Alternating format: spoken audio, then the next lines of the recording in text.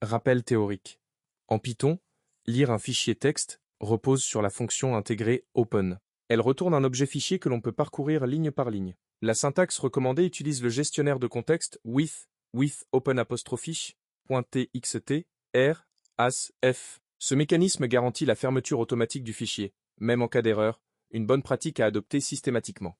Une fois le fichier ouvert, on peut lire toutes les lignes d'un coup avec 'f.headlines. Retourne une liste de chaînes ou itérer directement sur l'objet fichier ligne par ligne. Plus économe en mémoire. Pour détecter si une ligne contient un mot-clé comme error, on utilise l'opérateur in, if error in ligne. Attention à la casse. Error et error sont différents en Python. Pensez à normaliser avec.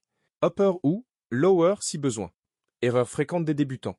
Oubliez de fermer le fichier sans with, confondre read, tout le contenu en une chaîne, et readlines liste de lignes. Ou ne pas gérer le cas où le fichier n'existe pas, ce qui lève une fill-no-found error. Mini-exemple. Count égale sum 1 for line in open_app.log if error inline. Lisible, mais sans gestion d'erreur ni fermeture explicite. L'atelier vous amènera à construire une version robuste et réutilisable. Énoncé de l'atelier. Dans un contexte de cybersécurité et de DevSecOps, l'analyse de fichiers de log est une tâche quotidienne. Qu'il s'agisse de surveiller les accès suspects, de détecter des anomalies ou de préparer un rapport d'incident, savoir parcourir un fichier de log et en extraire des informations précises est une compétence fondamentale. Ce workshop vous place dans ce contexte réel. Vous allez écrire un script Python capable de lire un fichier de log applicatif et d'en extraire des statistiques utiles. Votre mission consiste à créer un script Python nommé 'analyse-log.py' qui lit un fichier de log, fourni ou que vous créez vous-même, compte le nombre total de lignes. Le nombre de lignes contenant le mot-clé error et affiche un résumé clair dans le terminal. En bonus, vous afficherez également le nombre de lignes, warning et info, et vous calculerez le pourcentage d'erreur par rapport au total des lignes. Étape 1. Préparez le fichier de log. Créez un fichier '_app.log contenant au minimum 30 lignes simulant un vrai fichier de log applicatif. Chaque ligne doit commencer par un niveau de sévérité parmi info, warning, error. Vous pouvez vous inspirer du format suivant. 1er juin 2024, 10h23 et 45 secondes. Erreur connexion refusée au port 443 ou 1er juin 2024. 10h23 et 46 secondes. Info démarrage du service web. Assurez-vous d'avoir au moins 5 lignes erreur, 8 lignes warning et le reste en info. Étape 2. Écrire la fonction de lecture. Dans 'analyse-bas log.py'.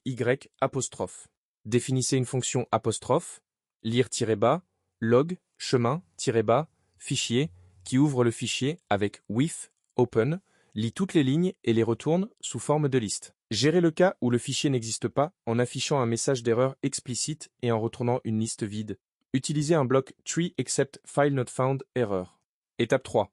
Écrire la fonction de comptage. Définissez une fonction compter-bas, niveau ligne, qui prend la liste de lignes en paramètres et retourne un dictionnaire contenant le nombre de lignes pour chaque niveau. Error, warning, info, total. Utilisez une boucle et l'opérateur in pour détecter chaque niveau. Étape 4. Affichez le rapport. Dans le bloc principal, if name égale main, appelez vos fonctions et affichez un rapport structuré dans le terminal, par exemple. Égal, rapport d'analyse du log, égal. Fichier analysé, app.log. Total de lignes, 30. Info, 17. Warning, 8. Error, 5. Taux d'erreur, 16,67%. Étape 5. Rendre le script paramétrable. Bonus obligatoire. Utilisez '6.armat pour permettre à l'utilisateur de passer le chemin du fichier de log en argument de ligne de commande. Python analyse-log.py'_app.log. Si aucun argument n'est fourni, le script doit afficher un message d'usage et s'arrêter proprement. Étape 6. Tester et valider. Testez votre script avec le fichier '_app.log que vous avez créé. Testez également le comportement avec un fichier inexistant pour vérifier la gestion d'erreurs. Vérifiez que les comptages correspondent bien au contenu réel de votre fichier.